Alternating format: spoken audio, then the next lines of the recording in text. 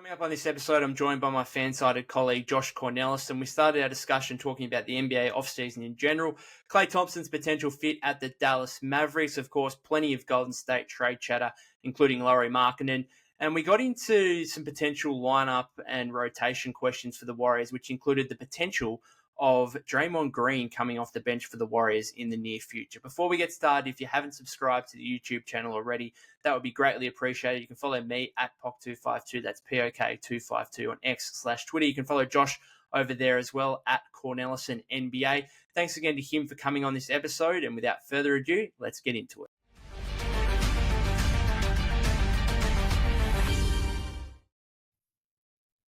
Welcome back to the podcast, Josh. We were just talking off air about all the big stuff that's happened in the world in the last 24 hours or so, and it's good to be able to have basketball to talk about as a safe haven away from all the political landscape and everything like that. Let's jump straight into it then. First of all, the off-season in general from an NBA standpoint, how have you found it? Has it met your expectations? Any major surprises for you, stuff like that? Yeah, thanks for having me back, Peter. And I'm kind of of two minds on the offseason. I think we've had a couple of big things, but those big things have kind of depressed the rest of the market. So like in free agency, Paul George changing teams. I mean, we haven't had a free agent of that stature change teams since Kawhi Leonard really did to team up with Paul George. And that was 5 years ago. But he left. Kentavious Caldwell-Pope signed with the Magic, Isaiah Hartenstein with the Thunder. And that's like $100 million that could have gone to other players. And so if they had re-signed with their teams that now can't go sign other players, then there'd be that much money that would be available for guys like Gary Trent, Tyus Jones, Caleb Martin probably would have got paid more, Haywood Highsmith, all sorts of names that either took small deals, stayed with their teams, or are still waiting to see if they can get paid. So I think those big players moving actually meant that we got less movement overall. And I think probably trades have been similar. So we knew DeJounte Murray or Trae Young was going to get moved. Turns out it was Murray going to the Pelicans. And Mikal Bridges was more of a surprise, but now that he's gone, the rest of the trade market seems to be frozen. So Brandon Ingram hasn't been moved. Names like Kyle Kuzma, Cam Johnson, that kind of level. Lauri Markkanen, obviously. I'm sure we'll talk about him in a minute. Yeah. But Jimmy Butler, Julius Randle, are they going to be traded? And so I think there's a lot of deals waiting to happen, but for whatever reason, they haven't yet. And I don't know if that bubble's going to burst or if we're just going to end up having a slow trade season. Yeah. Just back on the free agency point, I think I've been surprised. I mean, we are now, over a couple of weeks into free agency, and there are still quite a lot of good players remaining on the market. You talk about Tyus Jones, Gary Trent Jr., these type of players.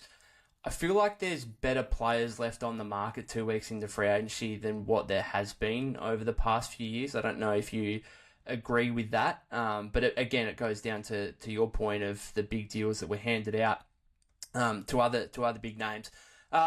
On the Warriors side of things, what's your general reflection on the departure of Klay Thompson? Obviously, a pretty heart-wrenching moment for the franchise. Do you think that it was just an inevitable parting of ways between the two?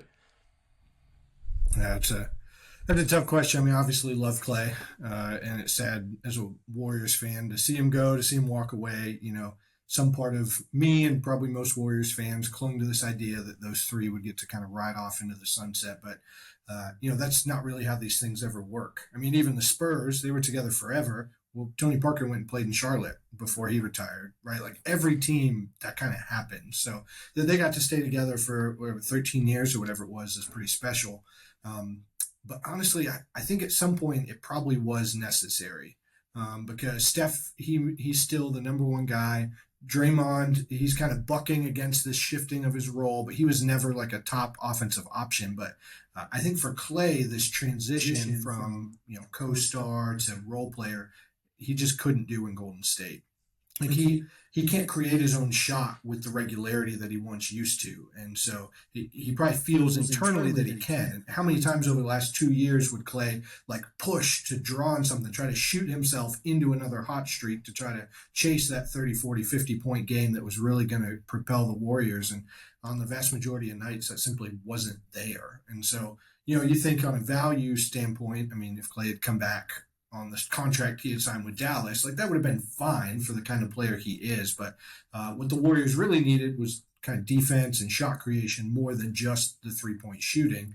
And so I think that Klay wasn't necessarily the best fit anymore as a potential free agent, if you think about if they had signed him or signed different players. But I think for him, he couldn't recapture that role on the Warriors, and so I don't think he could have transitioned into being a role player on the Warriors. I think he needed to go somewhere else and to step in at a different level, a different kind of player. And maybe he won't do that. Maybe he'll still struggle in Dallas, and he'll still try to be chasing the player he was a few years ago. But I think if he was going to be able to make that transition to just being more of a veteran role player, I think he would have to do it on a different team. Yeah, it's an interesting point you bring up because there was the report, I think, from the Boston Globe, which kind of further detailed the whole situation and basically reported that Klay believed that he was still the same player that he was pre-injury and looked at the contracts that were given to Draymond Green and Andrew Wiggins. And I wish the best for Klay. He's my favourite ever player, absolutely, no doubt about that. But I am interested in the dynamic in Dallas because I think everyone looks at this and says, oh my God, like look at how many open looks Klay's going to get in the corners or whatever, you know, playing off Luka and Kyrie. He's going to get so many open looks, going to be so efficient, this and that.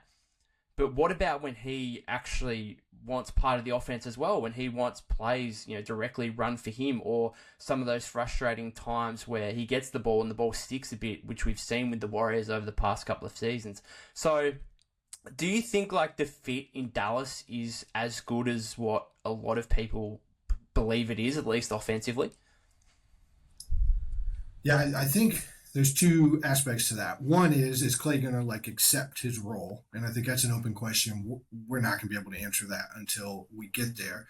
But there's a potential that he could. But even if he does, I wonder if the way that Luka, his ability to pass guys open, to hit them right at the right time, to suck in the defense and pass out, that definitely has made subpar shooters into above average shooters. He's taken these defensive wings and forwards, guys like Derek Stone Jr., Dorian Finney-Smith, Josh Green, and he has built them into average or above average shooters and been able to go on these playoff runs because of the way that he elevates them. But can he take an elite shooter? Is there room to elevate him that much more? I don't know. It's possible, yes. And it's possible that Klay is shooting 48% on high volume of threes, and they've got this magic chemistry going. That's possible. We haven't really seen this level of shooter with this level of passer before, at least not that's coming to mind. But I don't know how much more value Luka can bring to Klay. And then if Klay's not adding this elite value on offense, the reality that his defense has taken a major step back since injuries, and understandably so. Like nobody's blaming Klay for that. It's just a reality. But with his defense taking that step down and the fact that his point of attack defense especially has kind of been wiped out completely, I question the fit if he's starting, and it sounds like he is according to ESPN's Tim McMahon. If Klay's going to start with Kyrie and Luka, who's guarding opposing lead guards? I don't know the answer to that. I guess it's got to be Kyrie, but I wonder if Klay's offensive impact is maybe improved playing next to Luka, but not that much. And I think the defensive hit, swapping him in for some of the defenders they had last year, that it may not be as good of a fit as it feels like right now. Yeah, interesting point you make on the kind of room for improvement in Klay's game, because after that report from the Boston Globe, I was kind of looking at some of the numbers and Klay believing that he was still the same player as he was pre-injury. And it's actually quite interesting when you look at points per game over the last 2 seasons, where that's his 2 full years since coming back. He's averaged 19.9 points, which is above his career average of 19.6. And his effective field goal percentage, I think, has been 55.1 and 55.6% or something along those last 2 years, which is also above his career average. So offensively, you can make the argument he has been a similar player, but as you said, he's taken a major step back defensively, and I think from a Mavericks standpoint, that lack of perimeter defense, they're probably hoping that can be alleviated somewhat by the rim protection and shot blocking of Derek Lively II and Daniel Gafford as well. Along with Klay, the other big name to depart the Warriors was Chris Paul. Were you comfortable with what the Warriors ultimately decided to do in letting his, or just waiving his non-guaranteed contract for next season, or would you have preferred them to utilize that in a trade of some sort? It's a good question. And I think you have this aspect of the unknown because at the point where they had to make a decision, they didn't have any trade options on the table. So, the Paul George deal that almost got to the finish line. Paul George thought he was going to the Warriors. The Warriors thought it was going to happen. The Clippers balked. And I don't think we can figure out what the Clippers' actual motivations are because they keep lying through their teeth in these public statements. So we don't know why that didn't happen. But when it didn't happen, the Warriors had like 36 hours to find another option. They didn't, so they had to make a call and they had to waive Paul, or they would have to keep him on the books for that 30 million. And I think at that point, you don't know that there's going to be a trade that's better than waiving him and using the space to sign Melton, to having the flexibility when Klay leaves to kind of flip that into Buddy Hield and Kyle Anderson. So I think for them, they said, we didn't get the A+ move. Rather than keep Paul to try to get an A move but risk the D, we're going to go for a B. And I don't think I can fault them for that. I like the pieces they added, but I really think the best path, if they could have found it, would have been trading Paul, having that salary to bring in a big name, because then you still have movable salaries like Kevon Looney, like Gary Payton II, to make another move later in the year. So especially the writing was on the wall. They knew Klay was leaving at that point. I would have really pushed, and maybe they did, to try to find that trade partner, to turn Chris Paul with picks, with a couple prospects, into a real difference maker alongside Steph, because now there's some salary constraints. They don't have expiring money to a point to go get kind of a high cost free agent with that kind of a move now. So I understand why they said, hey, we're going to take the safer path than the unknown. But I think I would have said, hey, this is the only way we're going to have a chance to contend with Steph. So let's risk it. But I could see both sides. Yeah, I was pretty critical at the time of the fact they didn't try and utilize that in a trade of some sort. But like what was going to be out there, I don't know. While I was critical of that, I think the franchise was right in declining the offer of Zach LaVine for Chris Paul and Andrew Wiggins. Like, is that a deal you would have done? Like, for me personally, I would have, if you could go back to the Bulls and say, no, hang on, how about we give you Paul, Kevon Looney, and GP2 for Zach LaVine and kept Wiggins, I might have done it in that scenario. Is that something that you could have seen coming? I guess would you have done that trade? So if you could wave a magic wand over Zach LaVine's knees, I would have been much more interested. I think Wiggins is a really strong bounce back candidate, but he also has had really kind of low valleys the last 2 seasons. So you move off of Wiggins and his future money, Chris Paul is expiring, and you get Zach LaVine, a guy that may be able to help.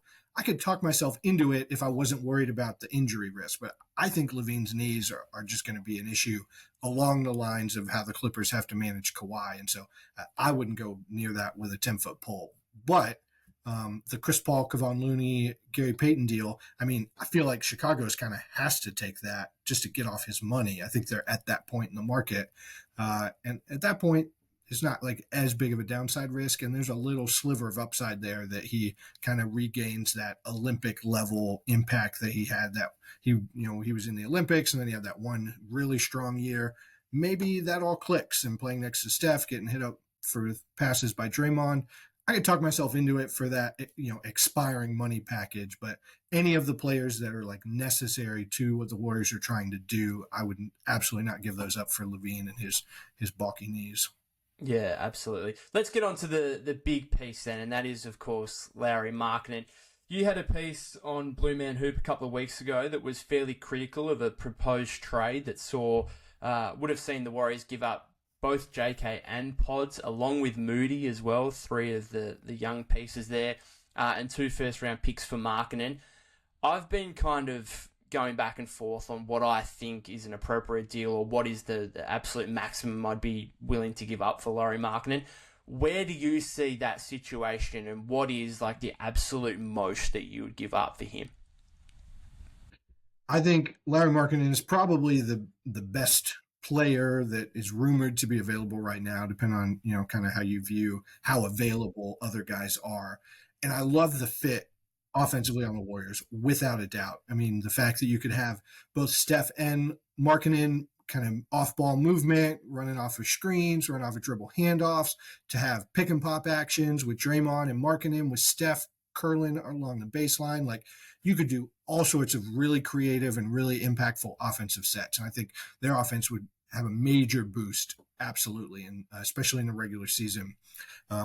But ultimately, I worry about the impact that Markkanen can have in the postseason. So, Peter, it's trivia time. Do you know the active player in the NBA with the most career games without playing a single playoff game? Well, I don't know if this is a trick question, but I'm going to say him. Lauri Markkanen is correct. So he has played more games than any other player in the league and not played in a single playoff game. And, Draymond Green coined the phrase, but they're looking for 16-game players, right? The Warriors, if they're going to push in the chips, if they're going to say, hey, we're all in, they're not all in to win 58 games and lose in the second round. They're trying to grasp that sliver of upside to go back to the NBA Finals. And we just don't know if Markkanen's going to be that guy. If his impact still matters when defenses are locked into him, when they're putting wings on him instead of bigs, when the entire defensive attention of the playoffs game slows down, is focused on him, is his offensive impact going to still be the same? On defense, can he stand up? Maybe it works, and it's, I don't want to assume it won't because it hasn't yet, but we don't know. And it's a lot to give up if you're talking about basically all the assets they have.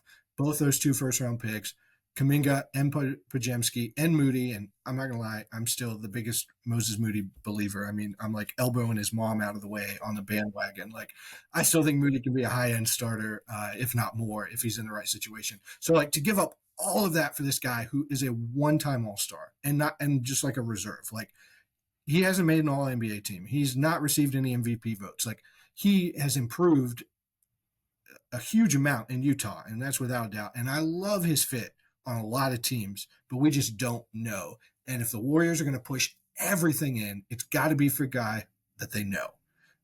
Someone like Paul George, who has proven playoff success, who has played at a high level, who's made multiple All-NBA teams. He third place in MVP. Like, he has proven he can reach that height, and Markkanen just hasn't yet. And so even looking at some of these other players that have changed teams recently who are not like superstars, but the fit makes you think, oh, this could be great. A guy like Mikal Bridges, well, he has 39 career playoff starts, and he's been in the finals. OG Anunoby, 36 playoff starts. Like, the theory of the case is there that it works in the playoffs.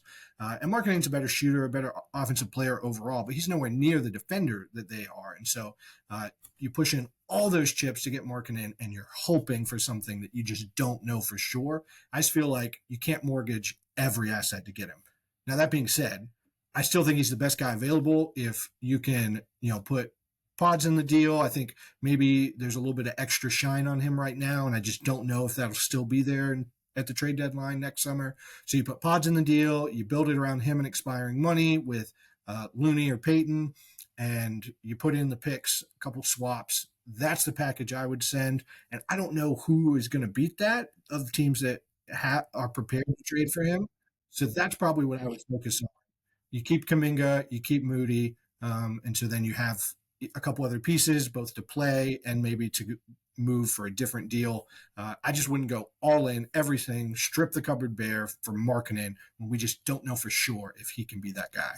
It's an interesting point you make on the whole playoff situation. I would go even a step further and say, what about the fact he's just going from Utah to Golden State, where he'd be essentially coming in as trying to save a dynasty, essentially, and being the second star for Steph Curry. Like, that in itself is going to bring a pressure that he's probably never had at any point in his career.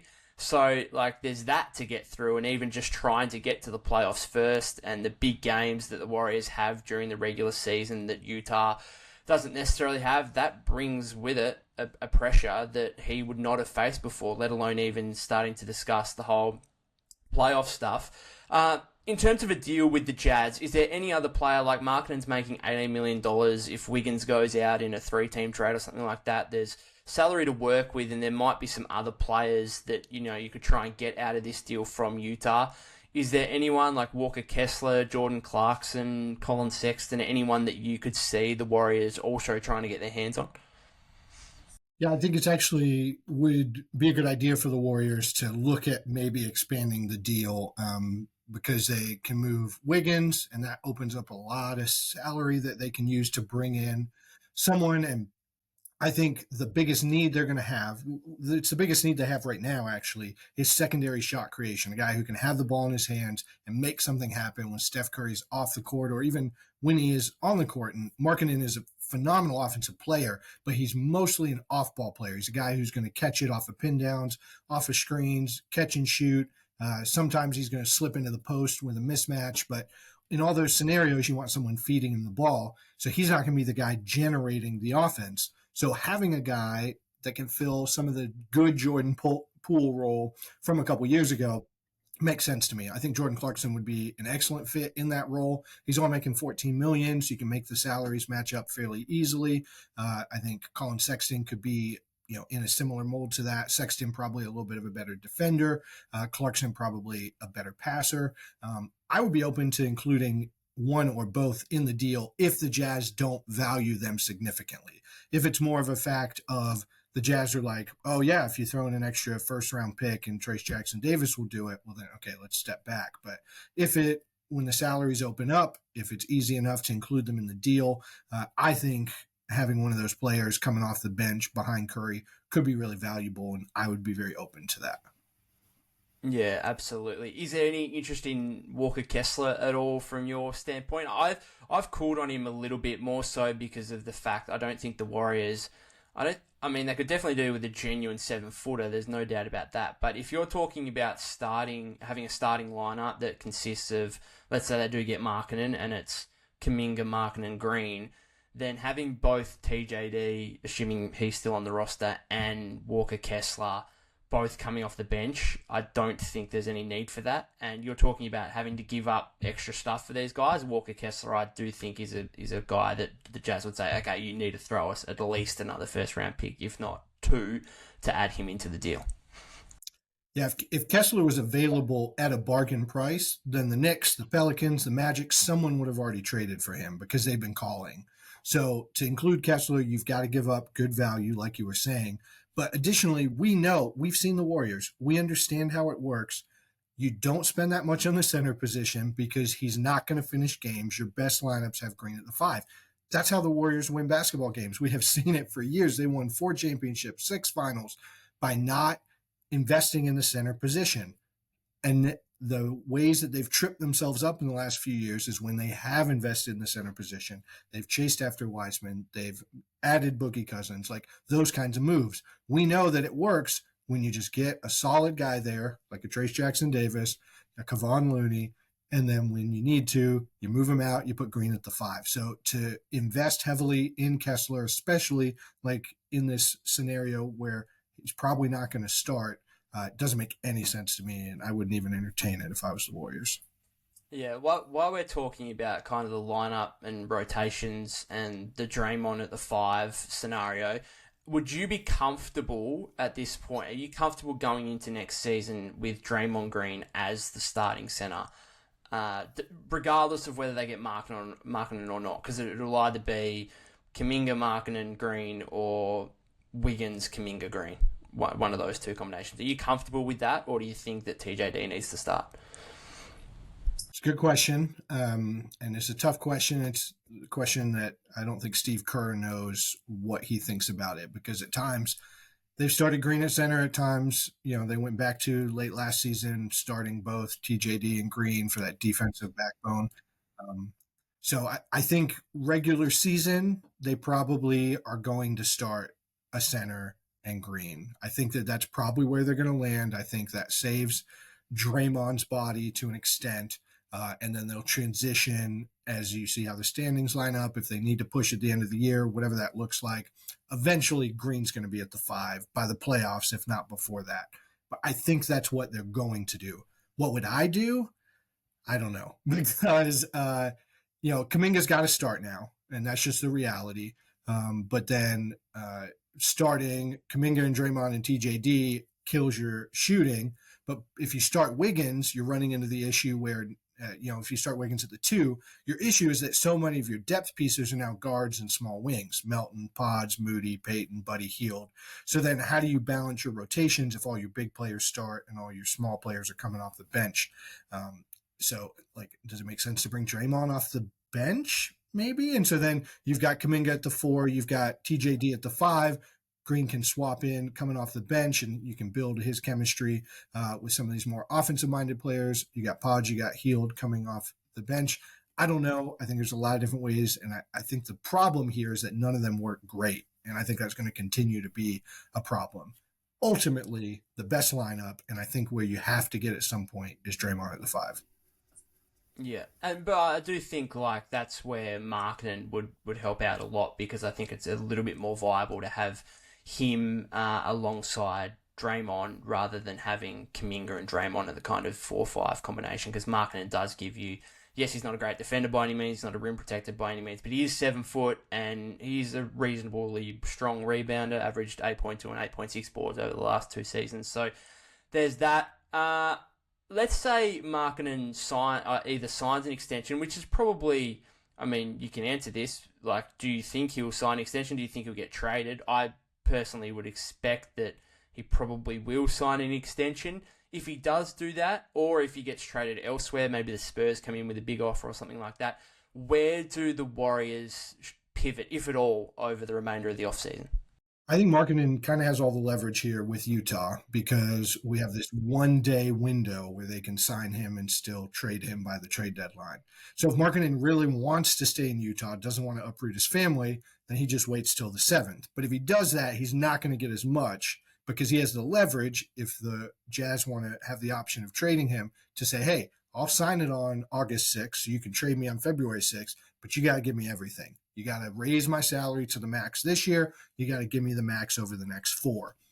I think he's got the leverage, and I think that's probably what I would guess happens, that right on August 6th, he signs, max it up, max it all the way, or at least something close, really close to that.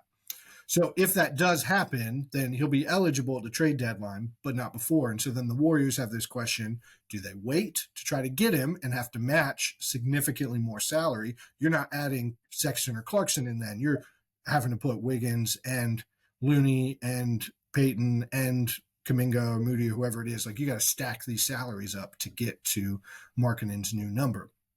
So do they wait, or do they move for someone else? I would say Curry's so good, you go after it. You make this one last push, you get a real second star. Who are they going to have in 5 years? You're going to say, okay, we'll go for it when we've got Kuminga in his prime. It's Kuminga's not Curry. He's not a top 10 to 12 player all time. Curry is still good enough that if he has a real co-star, you could possibly get there, right? And so I think you've got to go after it. Is one of those available? I don't know the answer to that. But going into the season with this, 14 viable rotation players, Kerr handled that terribly last year, not necessarily blaming him, but just trying to figure out who on any given night, shaking the magic 8 ball to decide who's going to be in the rotation. That's just not viable. You talked about this on the podcast a couple of days ago. You got to have a core of guys that are the ones playing. You got to know who your starters are. You got to know who your rotation guys are. And so this big question mark when you've got so many players, they've got to consolidate. They've got to get a second offensive star next to Curry. So I think you go after it. Yeah, okay, so who's the name? It's I look at Brandon Ingram. I don't think that's a fit at all for the Warriors, but is it a second offensive guy? Yeah, absolutely. We just talked about LaVine before. Again, I don't think now, without Paul's contract in the mix, I don't think you're trying to reach his $43 million salary. Who else is it? Or is it just a case of, hey, we're probably going to be entering the season with this roster and, we'll wait and see who might become available. Maybe the Jimmy Butler scenario in Miami goes downhill further. Who knows? Maybe Phoenix completely fall off a cliff or something and KD is again on the market. Who knows? Is there a name out there for you that you'd, specifically be targeting? I don't think there's a name that's been reported yet. I could talk myself into Jimmy Butler. I think in that scenario, you almost have to include Kuminga because you can't survive with Draymond, Kuminga, and Butler all playing on the court at the same time offensively. There's just absolutely no spacing in that scenario. I could talk myself into Butler, but I don't love it. It definitely is a short-term run, but that's kind of what we're talking about with Curry anyway. But at least he can reach that level of play. Ingram's just not a Kerr system guy. Like, I just don't think that's going to go well. Him as like this better version of Kelly Oubre, but some of that same, just clunkiness, poor fit. I just don't think he's the option. And we talked earlier, I wouldn't go for LaVine, and guys like Jeremy Grant aren't moving the needle. So, Paul George would have been perfect, and they didn't get there. So I think they've got to push for it. They got to call everybody. They got to try to shake any coconuts free from the trees they can. But if they go into the season, it's got to be with the intention of, hey, we're going to keep playing the phones. We're going to keep our ears open. And as soon as we can find that guy, whether it's Kevin Durant, whether it's some guy out east, you go after him as soon as you can. And I would guess by the trade deadline, somebody hits the market, and then they've just got to hope their offer wins. Does that mean, when you say, obviously, say you got to hope their offer wins, does that mean that you'd prefer just to keep your entire assets open and available, like all your draft assets? Or would you be willing to make another minor move where maybe you have to throw in a first-round pick? For example, I saw a proposed trade with the Nets where you deal Wiggins and, I don't know, Moody or something for Cam Johnson and Dorian Finney-Smith, and maybe you got to throw in a first-round pick there. Would you do a deal like that, or is it, no, we're holding off, we are keeping all our assets open and available, so when that player that can be that reliable second offensive star for Steph becomes available, like, we're ready to go? I think it's a good question. I think it's worth thinking through, the fit of a guy like Cam Johnson to be able to space the court alongside guys like Draymond and Kuminga that, don't have the same shooting ability.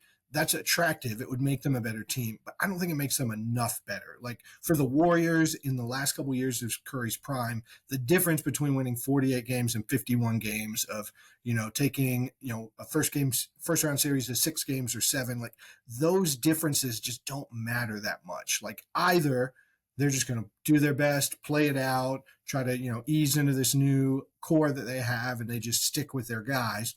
Or they do what it seems like they're really trying to do, which is to get that legitimate second star. Moving things around in the middle, I think, doesn't do much for you. So I would just keep the powder dry and wait with all those assets to be able to win whatever offer you need to down the road. Yeah, I think I tend to agree. I want to just rewind to something you said a few minutes ago now. You were talking about the starting lineup and whatever else, and Draymond coming off the bench, and kind of that hint of a suggestion there, which is something that I have legitimately been thinking about for probably a year now, just because you can see, like, okay, they've got this young talent in Kuminga. He's rising, making big leaps. How does he fit with Draymond ultimately, while also being able to have a genuine center next to that combination as well? And I think it's a conversation that we might be starting to have at some point next season. It's not going to be at the start. I can probably guarantee you that Draymond will be in the starting lineup come opening night next season. But I do think it's a conversation that might start to percolate a little bit next season. And again, for that reason is that you can't really tend to play those two guys with another genuine center. And we're talking about trying to make the best of a bad situation by getting Markkanen and having those two guys next to at least a 7-footer. Like, Markkanen's not a center by any means, but maybe you can get away with it. And maybe ultimately, if they do decide that, hey, Kuminga is our guy here, he's a guy that's going to help us take us forward, we want to keep him around long term rather than utilize him as a trade asset, then maybe it's a case of going to Draymond and saying, hey, like, do you mind stepping back into a 6-man role? We think that this would be best for the team, obviously in a similar way that it happened with Iggy in the past. They tried it with Klay with a little bit less success, it must be said. But is there? I actually think there's a pathway here where in the next 12 months we could be talking about Draymond Green as the Warriors' 6th man potentially. I think they've got to consider it. Green is still an incredible defensive player. His instincts, his timing, he's still got the length, he's still got the fire, he's still got the strength. So he can still be incredibly impactful. But if the Warriors can't find a way to pair him with a legitimate stretch big, and I think Markkanen can fit that. I mean, he's a real 7-footer. He rebounds well. I think you could still get that dynamic. But if you can't find that, then just the fit of these pieces is too difficult. And I think Draymond coming off the bench to start games, then you can still bring him in as the backup center and still play a lot of his minutes with Curry. But what that allows you to do is he avoids some minutes with these bigger starting centers. Teams tend to start their bigger guys, go small off the bench. Draymond can match up with that really well, but it saves his body some. And then he can be the passing hub off the bench where you don't have that pure point guard like Chris Paul played last year. You run the offense through Draymond. You got guys like Pods and Hield running off screens. Moody, that, cutting. Draymond loves a good cutter. Like, I think some of the matchups, the lineup combinations could work, and then you get your starting lineup with a Trace Jackson Davis and Jonathan Kuminga, Andrew Wiggins across the front line. I think that works a lot better. The fit is better. I think it's intriguing. Now, you lose some of the minutes with Draymond and Steph together, and their chemistry, obviously some of the most special chemistry of any two players in NBA history, but maybe it makes all the pieces fit a little bit better, enough to at least entertain it.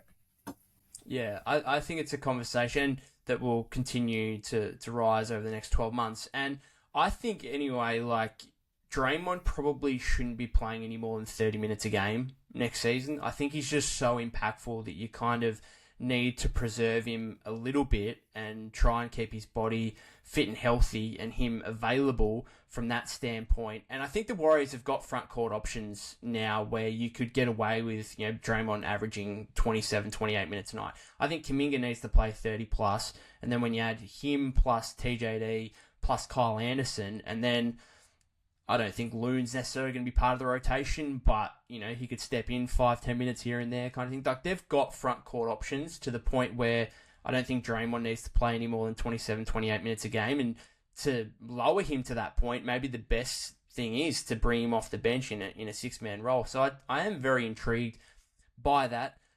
We'll finish it up. The last thing, what's the best case scenario, do you think, for the Warriors heading into next season, assuming this roster stays the same? I was very pessimistic to start the offseason. I've probably got a little bit more optimistic, but a lot of that optimism is still reliant on them landing Markkanen. And if they can't do that, as you said before, they've got a roster that can cover injuries and other issues during the regular season and is very deep, but they just do not have the high-end talent around Steph to be able to compete in what is a very deep Western Conference that is only going to get stronger next season. With the Grizzlies back in the mix, the Rockets should be better. The Spurs, obviously, Wemby year 2, getting a couple of veterans in CP3 and Harrison Barnes, they're going to be pretty good. Where do the Warriors fit into all of this? What's the best case scenario, or what's the most realistic scenario as well for them? I think the Warriors last year were better than their final standing. They won 46 games, so they were much better than your average 10 seed. But I think also the quality of the team, they got unlucky in close games, some of which was definitely their own fault. Some of it was kind of, untimely shooting results. So I think they were better than that anyway. So if you take a 48-49 win team at its core, that I think got a little bit better, at least in how the pieces fit together. So I think they will probably be right around that. And you think, okay, if the young guys get a little bit better, Moody gets more playing time, Pods takes a small step, Kuminga takes a larger step, and Draymond doesn't get himself suspended. Now, that may be the biggest question mark of them all, but if all those things come together, they could win in the low 50s. They could win 52, 53 games and be clearly in the top 6 in the West. I think that's very much in reach, even with this roster.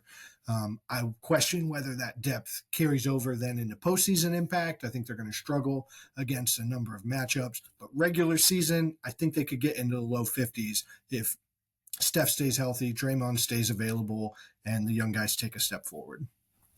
You could certainly make the argument that what they've done this offseason is an upgrade on what they had last season. And again, going down to that the whole Draymond thing, if he doesn't get suspended for 21 games last season, then the Warriors probably do win low 50s and they probably do get a top 6 seed. And who knows what happens from there in the playoffs. We'll finish it up there. Any plans for you over the offseason at all? Yeah, I mean, I'm continuing to write around FanSided on different topics, a lot on the Raptors, but different places as well. And I'm working on a big project actually for Blue Man Hoop, looking at the best players in Warriors history. So, going to dig deep into, obviously Moses Moody's going to be top 5, but who joins them? And so, with the Warriors, it's so cool because they have so many great players that have come through in their history. But how do you compare the career of Rick Barry in and out of the NBA and ABA to a guy like Draymond or Klay, who were supporting players but won 4 titles? And so I think it'll be a fun exercise. I'm looking forward to putting those pieces together and posting that on Blue Man Hoop later on this summer. Yes, looking forward to that, no doubt. Thanks, Josh, and looking forward to having you back on the podcast sometime again soon. Sounds great. Thanks, Peter.